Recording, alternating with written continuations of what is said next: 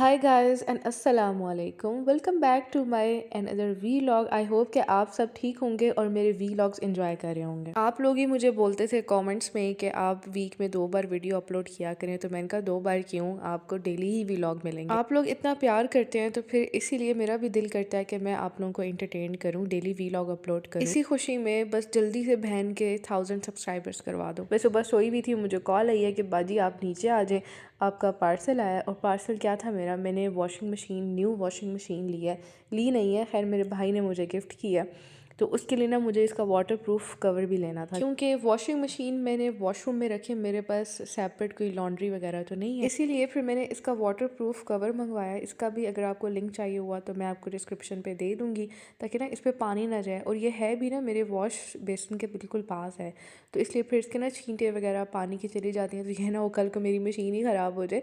तो इसलिए फिर मैंने इसका कवर मंगवाया ताकि अच्छे तरीके से इसको मैं कवर कर दूं। अगर इसको ऑन भी करना हुआ, अगर मैं चलानी भी हुई, तो मैं इसको कवर के समेत भी चला सकती हूँ। आज वैसे भी मेरा वॉशिंग डे था, मुझे कपड़े वॉश करने थे। मेरी जो मशीन है ना वो 12 kg वाली है, तो इसका जो कवर था ना बड़े अच्छे तरीके से सेट आ गया था इसके ऊपर। 12 to 15 kg वाला कवर आपकी अच्छे तरीके से इसके ऊपर कवर हो जाता है। खैर उसके बाद मैंने कपड़े वगैरह सेपरेट किए जो मुझे इसके अंदर डालने थे। वैसे तो ये वाला सर्फ़ मैं यूज़ करती हूँ सनलाइट, क्योंकि हमारे इतने कपड़े गंदे तो होते ही नहीं है, और साथ ही ना इसमें खुशबू भी बड़ी अच्छी होती है। वो एरियल हो गया, सर्फ एक्सेल हो गया, ब्राइट हो गया, वो इतने हार्ड होते हैं ना, उससे एलर्जी होती है, अक्सर कपड़ों से भी ना ख़ारिश हो जाती है आपको। राजा साहब को वैसे भी इतना मसला है, इसलिए फिर मैं ये लाइट सा ही सर्फ यूज़ करती हूँ। खैर मशीन वगैरह मैंने चला दी थी, कवर के साथ ही मैंने इसको चलाई है। कितना आसानी हो जाती है ना, मतलब सुकून से खुद ही पानी लेगी, खुद ही सर्फ इसके अंदर डाल दो और मज़े से चलती रहेगी, और आप अपने काम शाम करो। मशीन चला के मैंने नाश्ता बनाया अपना। कल ही मैंने आपको बताया था कि मैंने किस तरह से ऑमलेट बनाया, वही हरा प्याज और पालक का मैंने ऑमलेट बनाया था, बड़े मज़े का बनाया यार ये। अब मेरा दिल करता है कि मैं रोज़ ही खाऊं। साथ मैंने चाय पी है। अच्छा, मुझे कुछ लोग कमेंट में कह रहे थे कि आप मदर फीड, अगर बच्चा आपका मदर फीड पे तो आप फिर भी रोज़े रख सकते हैं। यार मैं नहीं रख सकती हूँ रोज़े, मेरा बीपी लो हो जाता है। मतलब आपको कोई ज़बरदस्ती नहीं है कि आपने रखने ही रखने हैं। अगर आपकी स्ट्रेंथ, अगर आपकी बॉडी, अगर आपकी स्ट्रेंथ इतनी है कि आप रोज़े रख सकते हैं, बर्दाश्त कर सकते हैं बेबी को साथ फीड करवाते हुए, तब आप रोज़े रखें, वरना आपको लाजमी नहीं है कि आपने रखने। खैर मेरा ये दूसरा साल है, मैं नहीं रख रही हूँ। इंशाल्लाह से नेक्स्ट ईयर से मैं रखूँगी रोज़े। खैर हुज़ैमा को यहाँ पे मैंने अमरूद दिया, अमरूद उसने खाया, मैंने मज़े से बैठ के चाय पी है। मैं इसको फिर अंदर लेकर आई, मैं कहा थोड़ी देर तुम खेलो, क्योंकि रिहाना ने बाहर से सफाई वगैरह करनी थी किचन के भी, इसके काम शाम। थोड़ी देर इसको मैंने खिलाया बेड पर ही बिठा के। उसके बाद मैंने फिर ये पिया है जूस। इससे भी मैंने आधा ही पिया था, थोड़ा सा मैंने खुज़ैमा को पिलाया था जूस ये। अच्छा, मैं ना सिर्फ यही मेरा टाइम होता है खाने पीने का, फिर पूरा दिन मैं उस तरह से कोई भी मील नहीं लेती हूँ। मतलब मैं कहती हूँ नाश्ता मैं थोड़ा सा हैवी सा कर लूँ, और उसके बाद बस मैं पानी वगैरह और इस तरह से ना नींबू पानी हो गया, ये सब चीज़ें पीऊँ। मील मैं प्रॉपर फिर नहीं लेती हूँ, बस एक ही बार नाश्ता मैं हैवी सा कर लेती हूँ। इसके बाद मुझे मटन साफ़ करना था। मटन मैंने कल मंगवा लिया था, लेकिन कल मेरे और बहुत सारे काम थे। मैं कहा चलो एक एक दिन करके करेंगे, ताकि मैं भी ना थकूँ और मेरे काम भी आसानी से हो जाए। यहाँ पे फिर मैंने मटन वगैरह साफ़ किया सारा, इसके पीसीज बनाए, इसके जो चर्बी वगैरह थी वो मैंने सेपरेट किया। अच्छा, मुझे ना मटन और ये जो गोश्त वगैरह होता है ना, सारे चिकन भी हो गया, ये मुझे ना सही करके मुझे साफ़ चाहिए होता है। मतलब मैं कहती हूँ बस अच्छे तरीके से साफ़ होने चाहिए। 2-3 बार मैं इनको वॉश करती हूँ। साथ साथ फिर मुझे अपने कपड़े भी देखने थे, फिर दोबारा मुझे दूसरे कपड़े डालने थे, वो मैंने इसके अंदर डाले हैं। और ये पहले वाले जो कपड़े थे वो स्पिन होके वो बाहर मैंने निकाल लिए थे। दोबारा से सर्फ डाला है इसके अंदर, और मशीन को फिर मैंने ऑन कर दिया था कि भाई अब तुम चलो, तुम्हारा काम है, बाकी फिर मैं काम देखती हूँ। ये कपड़े निकाल के मैंने रिहाना से कहा, मैंने कहा यार तुम जाके बाहर डाल कर, और पहले तो ये भी चाहिए होती थी मेरे कपड़े, अब इसके लिए भी आसानी हो गई है। ऑटो मशीन है, खुद ही वो चलती है, और ये भी अब बाकी अपने काम देखती है। अच्छा, शादी के बाद ना, अब मतलब ये मुझे अब खुद चलानी पड़ती है मशीन। शादी के बाद आप यकीन करो ये शायद मैं दूसरी बार कपड़े धो रही होंगी। मैंने कभी शादी के बाद कपड़े नहीं धोए, हमेशा से मेड ही मेरे कपड़े वगैरह धोती होती थी। कभी कोई छोटा मोटा हाथ पे धो लिया तो वो अलग बात है। खैर आज मैं बना रही हूँ शनवारी। मैंने एक बार ना वैसे ही ट्राई की थी शनवारी, तो राजा साहब को बड़ी पसंद आई थी, तो उसके बाद फिर मैं उनके लिए हमेशा से बनाती हूँ। आज मटन वैसे भी मेरे पास ताज़ा था, साफ़ किया हुआ, तो मैं कहा चलो वही बना लेते हैं। तो अगर आपको रेसिपी चाहिए तो मैं आपको रफली बता देती हूँ। एक आपने पैन लेना है, पैन अगर आपके पास की कढ़ाई नहीं भी है तब भी आप किसी तरीके से किसी पतीले में भी एडजस्ट करके बना लो। खैर अम्मी आ गई थी मेरे पास, खड़ी होगी, बातें शातें करी, उन्होंने कहा कि चलो तुम, मैं खुज़ैमा को देती, तुम अपने बाकी काम कर लो। खैर एक ऑयल के अंदर आपने डालना है लहसुन अदरक, अच्छे तरीके थोड़ा ज़्यादा सही डालना है, क्योंकि गोश्त में वैसे भी स्मेल होती है। उसके बाद आपने अपने हिसाब से गोश्त डालना है इसके अंदर।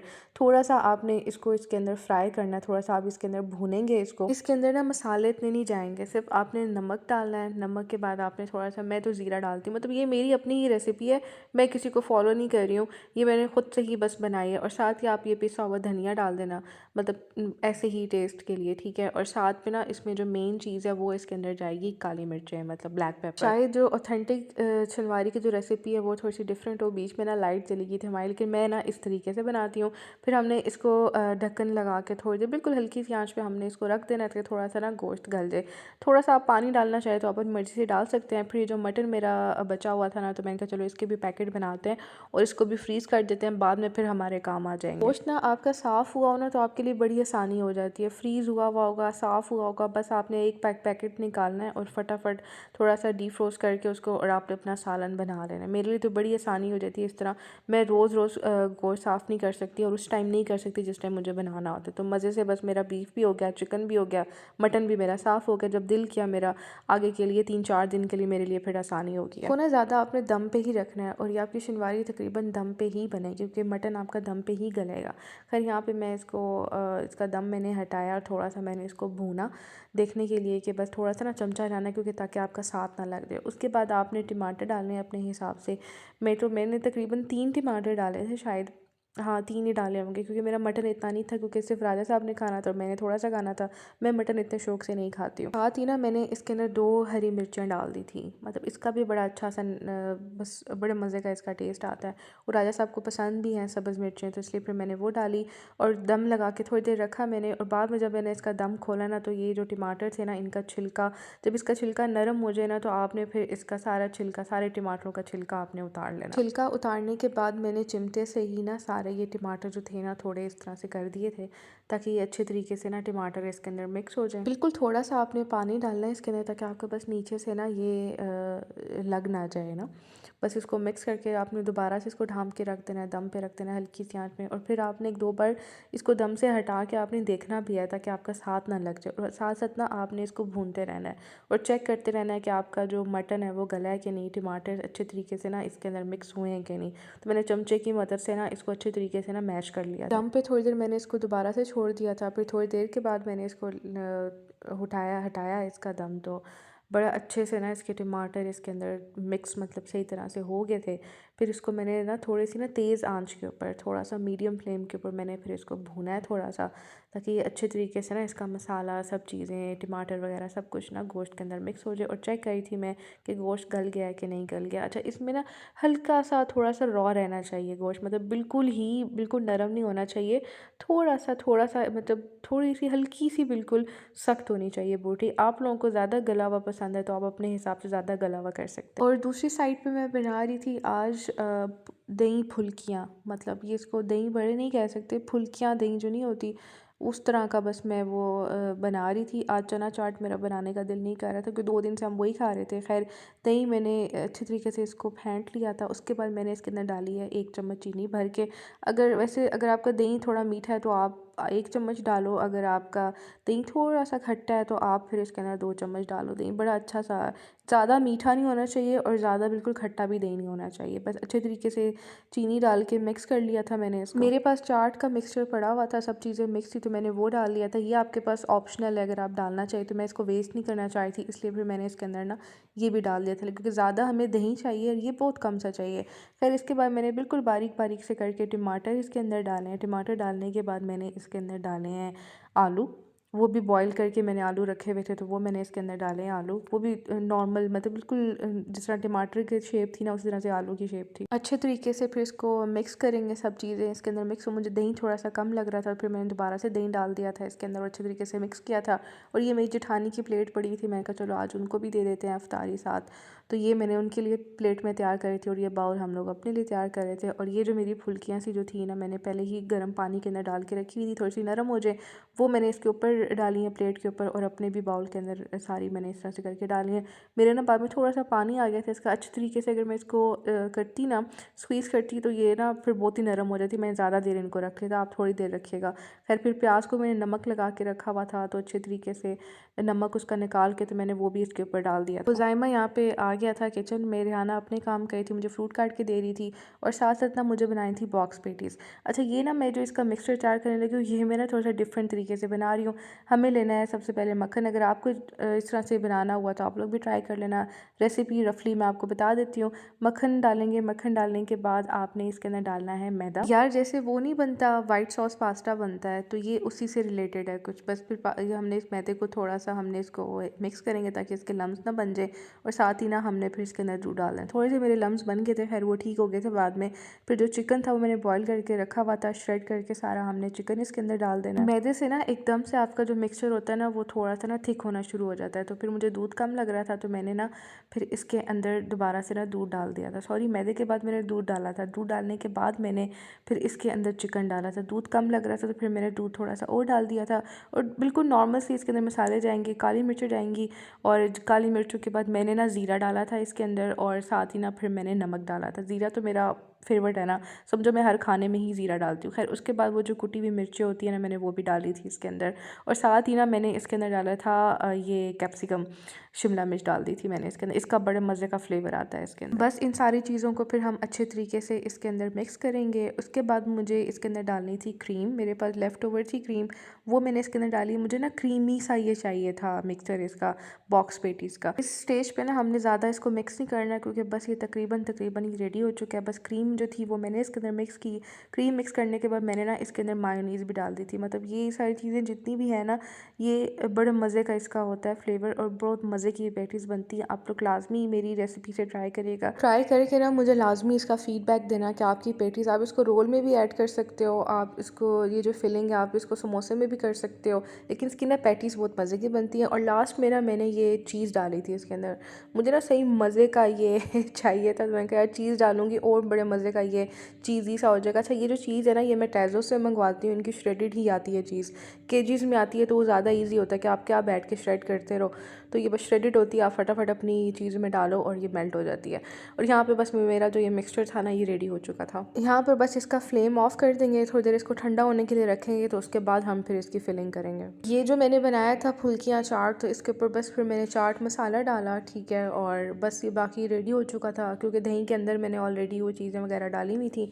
बस ऊपर से प्याज डाला मैंने, बाद में ना मैंने इसको मिक्स कर दिया था, लेकिन अभी मुझे ना ऐसा ही अच्छा लग रहा था। बस दोनों, एक जो जेठानी की प्लेट मैंने बनाई थी उसके ऊपर, और अपने बाउल के अंदर भी मैंने जो चाट मसाला वगैरह अच्छे तरीके से डाला, क्योंकि इसका इसी का फ्लेवर मुझे चाहिए था। और एक्स्ट्रा मैंने इसके अंदर सिर्फ चीनी डाली और कुछ भी नहीं डाला। बॉक्स पैटीज़ का ना जो मिक्सचर था, अंदर से जो फिलिंग थी वो थोड़ी ठंडी हो गई थी। मैंने कहा चलो फटाफट वो बना लेते हैं। यहाँ पे मेरे पास जो टाइम था ना वो थोड़ा रह गया था, तो बस मुझे फटाफट बनानी थी। मुझे अभी वैसे रोल वगैरह भी बनाने थे, लेकिन मैंने कहा यार चलो आज ये कर लेते हैं, कल हम रोल बना लेंगे आराम से। तो बस अपने हिसाब से मैंने इसके अंदर ये फिलिंग ऐड की है, और साथ ना मैं इसकी ये अच्छा, ये जो आई थी ना इसकी ये रोल पट्टियाँ, और ये जो इसकी होती हैं ये वाली, ये बड़े मज़े की आई हैं। ये मैंने फ़र्स्ट टाइम मैं इनसे लेकर आई हूँ, जब हम ग्रॉसरी करने के लिए गए थे। मैं कहा था चलो ट्राई करूँगी, अगर अच्छी हुई तो फिर मैं और ले लूँगी। तो ये बड़े मज़े की हैं, मतलब ये टूटती नहीं है ज़्यादा, अच्छे तरीके से ये उतर भी जाती हैं, सेपरेट भी हो जाती हैं, और ये मतलब टूटती नहीं है उस तरह। जैसे बाहर बाज़ार की मंगवाओ तो वो काफ़ी उनके पीसेस इतने टूटती हैं और फिर बहुत कम होती हैं कि वो जो फिर बनती हैं, लेकिन ये सारी ही अलग अलग बड़े आसानी से हो गई थी। खैर यहाँ पे 1 बाय 1 करके मैंने अपनी बॉक्स पैटीज़ बनाई। मैं बड़ी फटाफट बना रही थी क्योंकि टाइम हमारे पास शॉर्ट था। मैं कहा चलो इतनी बना लेती हूँ जो मैं अभी फ्राई कर लूँ, बाकी फिर हम बाद में देखेंगे। राजा साहब को ना इतनी फ्राई आइटम्स बिल्कुल भी नहीं पसंद है, तो फिर मैं सिर्फ इसीलिए बनाती हूँ थोड़ी बनाऊँ और जो हम अभी फ़ौरन खा लें, इसलिए फिर मैंने ज़्यादा चीज़ें नहीं बनाई हैं फ्राइड से रिलेटेड। मैंने कहा यार चलो कोई किसी की अफ्तारी वगैरह की तो तब मैं अच्छे तरीके से बना लूँगी, क्योंकि उन्हें पसंद ही नहीं है इतनी फ्राई चीज़ें, तो इसलिए फिर मैं भी थोड़ा लेज़ी हो जाती हूँ। मैं कहती हूँ यार फिर मैं अपने लिए क्या मेहनत करूँ, फिर मैं भी इतना नहीं खाती हूँ। और फिर जब उनको देखती हूँ मैं कहती हूँ यार चलो मैं भी थोड़ा मोटिवेट हो जाती हूँ, मैं भी अपना वेट कम कर लेती हूँ। फिर यहाँ पे फिर जो चटनी थी वो मैंने ग्राइंड कर ली थी इसकी इमली की, और वो मैंने इसके ऊपर डाल दी थी अपनी फुल्कियाँ चाट के ऊपर। यहाँ पे मेरी बॉक्स पैटीज़ रेडी हो गई थी। मैं कहा चलो अब इनको करते हैं फ्राई, बाकी मिक्सर फिर मैं कल देखूँ। ये इतने मज़े की मतलब बनी थी, अंदर से भी बहुत मज़े की थी, और ये मतलब इनका जो बाहर से जो लेयर थी ना, मतलब वो भी बहुत मज़े की क्रिस्प आई थी। मतलब ये अच्छी पैटीज़ का ये वो था,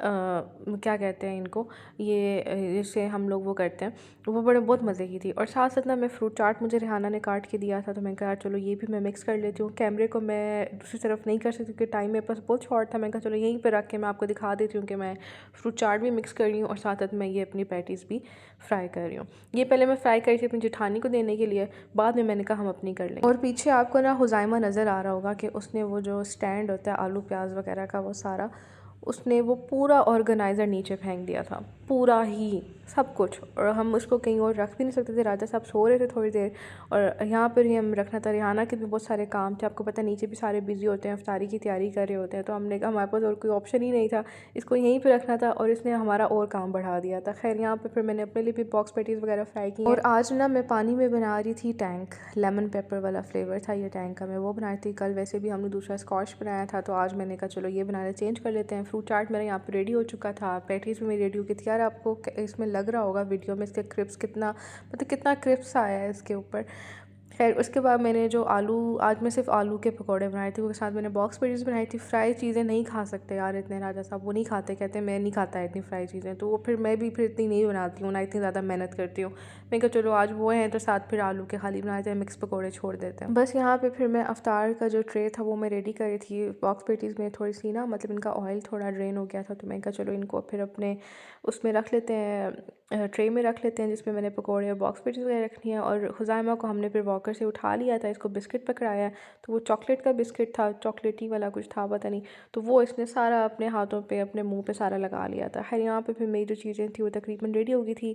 जो वो चाट था, फुल्कियाँ चाट, वो मैंने ना मिक्स कर लिया था अच्छे तरीके से। और यहाँ पे अंदर से देख सकते हो बॉक्स पैटीज़ कितने मज़े की चीवी सी बनी है। मेरे दिल करता है मैं इतनी सारी खा लूँ, लेकिन फिर मैंने कहा नहीं यार कंट्रोल करो, क्योंकि मैं भी थोड़ी ना फ्राई चीज़ों पे मैंने भी थोड़ा अपना हाथ होला रखा हुआ है। तारी वगैरह हमने कर ली थी, रोज़ा खुल चुका था, तो बस फिर मैंने जाके अपना थोड़ा सा जो मैंने शनवारी बनाई थी उसका बस मुझे ना लास्ट में बस थोड़ा सा ऑयल निकालना था, भूनना था, और मेरी शनवारी यहाँ पे रेडी हो चुकी थी।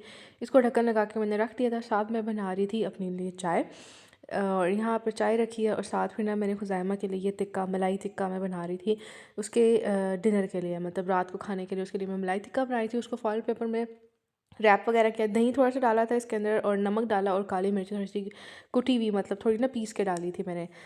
और यहाँ पे बस इसको रैप वगैरह करके मैंने कुकर में ना इसको रख दिया था, स्टैंड वगैरह रख के। थोड़ा सा कुकर के अंदर पानी डालेंगे और साथ ही उसके ऊपर स्टैंड रखेंगे और ऊपर ये फॉइल पेपर रख देंगे और थोड़ा सा वेट लगा देंगे। थोड़ी देर के बाद जब 4-5 सीटीज़ की होंगी तो ये तकरीबन बन जाएगा। चाय भी यहाँ पे मेरी रेडी हो रही थी। चलें जी, ये था मेरा आज का व्लॉग। उम्मीद करती हूँ कि आपको मेरी रमज़ान सीरीज़ जो हैं वो पसंद आ रही होंगी। अगर पसंद आ रही हैं तो प्लीज़ वीडियो को लाइक कर दें, चैनल को सब्सक्राइब नहीं किया तो लाजमी कर दीजिएगा, बेल आइकन को प्रेस करिएगा ताकि न्यू वीडियो की नोटिफिकेशन आपको सबसे पहले मिले। मुझे कमेंट सेक्शन में लाजमी फ़ीडबैक दें कि आपको रेसिपीज़ कैसी लग रही हैं। मिलते हैं नेक्स्ट व्लॉग में, तब तक के लिए मुझे इजाज़त दीजिए। Tata, bye bye.